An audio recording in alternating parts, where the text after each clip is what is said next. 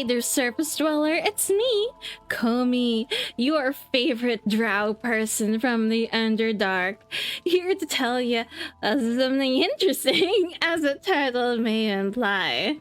I have just found, well, I've found it, I've known about it for a long time. I'm here to tell you about an interesting wizard build that I found. Well, it's actually more of a caster build. You don't necessarily have to be a wizard, but I'm a wizard because I love wizards, so why won't I be a wizard?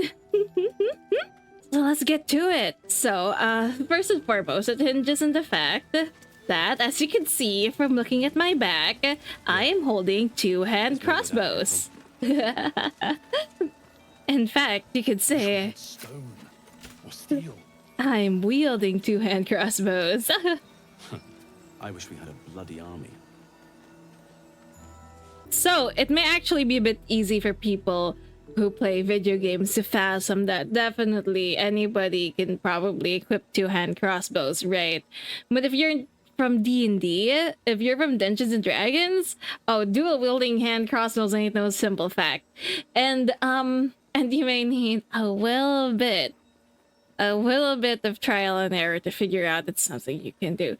So, as long as you're proficient in it, you can equip two-hand crossbows. You can equip two-hand crossbows in any character that just so happened to be proficient in it. So that would be Drow. Actually, I think it may only be on the Drow. I think only Drow have it. I'd even call this move the Drow Wizard Birthright. So, unlike perhaps on Astarion, where it's okay for you not to be proficient in heavy crossbows to use it, if you are a caster, you need that proficiency in order to use spells. If you're not proficient in it, you cannot use spells. That being said, having two-hand crossbows on unlocks this. It allows you to use a hand crossbow as a bonus action, which is really helpful, I'll be honest with you. So I'll go ahead and test it for you, and then afterwards we can go over what magic items I have to make it more viable than it already is. Generally speaking, if you want to optimize your Dungeons and Dragons character, and so in return, it also applies in Baldurs Gate 3, you sort of want to have something to do with all of your actions, right? You want to have something to do with your bonus action, your reaction, and even your concentration, if you have something on concentration.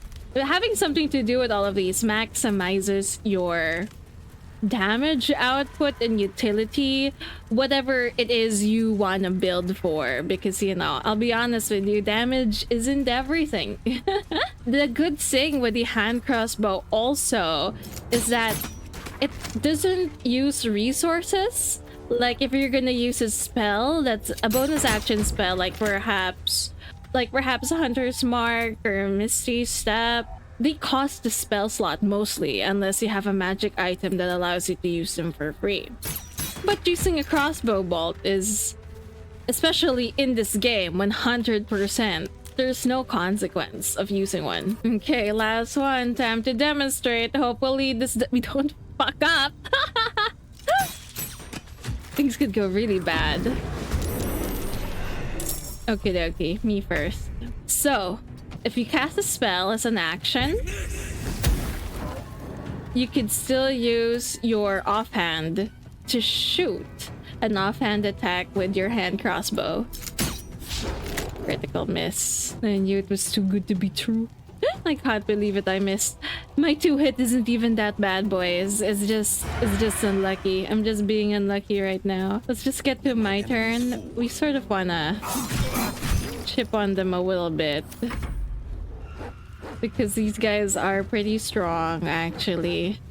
I mean, I'm not gonna die, but I will be gravely injured if I just let them do whatever they want. I'm in danger. Opportunity attack. Okay. Here, this is what I use my reactions for, but it's like an enchantment wizard thing. And also, I think you might get it with like the brain worms, with the brain sperm stuff. But yeah, really helpful. Okay, so now I can actually use the dual hand crossbows. Depending on how lucky I am, it may actually deal more damage than if I just used a firebolt. Oh, that is a lot of damage actually. That is a lot of damage. That is a lot of damage. Oops. Okay, let's see. Hit for 10 and then they hit for 14. Yep. That's a lot of damage. So I also have magic items that help make everything a lot better. Make it more optimal. If you look here, I have a ring of elemental infusion. So when I deal elemental damage with a cantrip, until the next turn, my weapon attacks also deal 1d4 damage of that element, which helps. I also have this, the ring of arcane synergy. When you deal damage with a cantrip, you also gain arcane synergy for 2 turns, which I think adds your spellcasting ability modifier to the weapon attacks damage. I also have the potent robe. It works on me as a wizard, but it would work better if you were a sork. But the thing is that I'm an enchantment wizard, and enchantment wizards need a little bit of charisma. So I have +2 to charisma. So it actually, somehow, I can utilize it. Not the most best utilization of the potent robe, but it looks good and it still works. So you deal additional damage equal to your charisma modifier to your cantrips. It also grants you temporary hit points, so it's your cantrips. Or just important in this magic item build in particular, because I will have to use my cantrips at least once, right? I also have this, the Gloves of Dexterity. In all honesty, I don't think you need it if you're a regular wizard, if you're a regular caster, because the recommended dex for a caster is +2. And if you're just using it as the bonus action you do when you have nothing to do with your bonus action, just an extra damage, potentially, you know, you don't really need such high dex. But dex is important for wizards because it increases your AC. So I just got the Gloves of Dexterity as opposed to something like the Bracers of Defense that gives you +2, because it increases your dex as well as your AC. And you know, you can always do for the little bit more stat, a little bit more dex. So if you look at the damage roll calculations, you see for each bolt that has these 3. This is from the Morning Lord's Radiance, which you may or may not have, so we just not mind that. So you get 10 damage from the roll, and then afterwards you get an additional 1d4 from the fire infusion, which makes it a total of 14 damage. And on the second bolt we got 14 with all the additions. And then yeah, I don't think we had enough for the second bolt to also have the fire infusion. Let's just end turn and let's try something. Favors the fearless.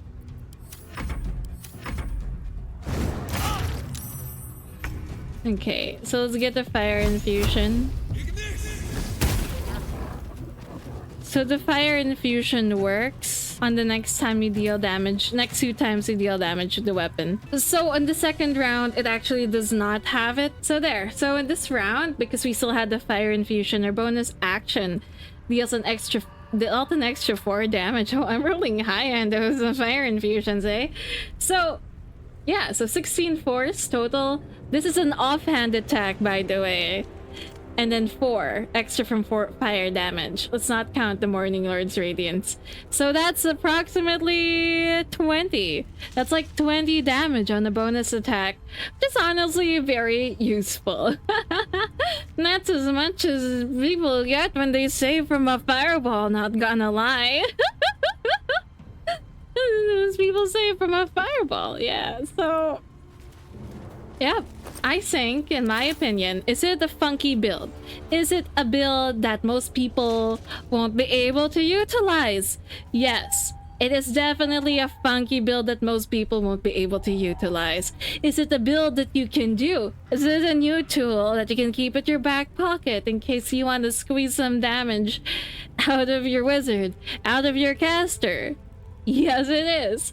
I think it's very useful, and quite honestly, I've been very bad at aiming my firebolts. And having a bonus action hand crossbow has been the most effective thing I've been doing in my time without casting big boy spells. So if you want to follow my lead, if you want to give this build a whack, a try, if you can even call it a build, it's more like a fun fact, I'd say go ahead. It's pretty strong in my opinion, especially if all you need to do is squeeze a bit more damage out of your spellcaster. Alright, so thanks for watching. By the way, I stream on twitch.tv/KomiKitty. Link will be in the description. Subscribe. Also, since I'm obviously still in Act 2 and I have failed to to move on with my life, I would like to ask you this one simple question. This one easy question, actually. Would you allow your shadow heart to become a dark justiciar? Would you allow your shadow heart to sip that dark juice? Is that a good idea for you? What do you think? What do you think? Because I still don't know what I'm gonna do. Well, I think that perhaps allowing her to be a dark juicer would be a bit of a bad thing to do, you know, like bad in terms of alignment. And I've been thinking of just being like a bit chaotic this round and just being a person that does good things. And this in my first playthrough, I just want to be a good guy, so perhaps that won't be my thing, but I don't really know. What about you guys? Would you help Shadowheart achieve her dreams by taking the dark juice, becoming a dark justiciar? Or will you not allow her to do that? Perhaps you think that taking the dark juice would be ruining her life. Mind you, I don't know what happens after Act 2. Just asking questions for my fair beloved audience.